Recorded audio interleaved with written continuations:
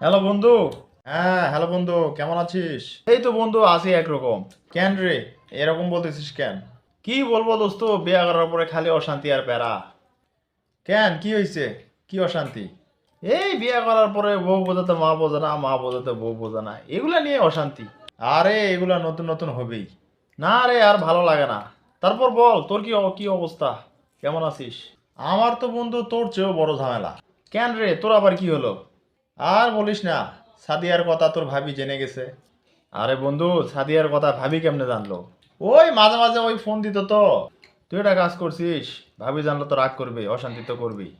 হ বন্ধু, এখন তোর ভাবি জানে গেছে, কি আর করার। থাক, টেনশন করিস না, ভাবি বুঝা।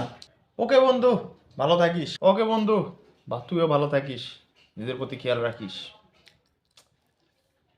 কার কাছে দুঃখের কথা কইতে গেলাম, আল্লাহ।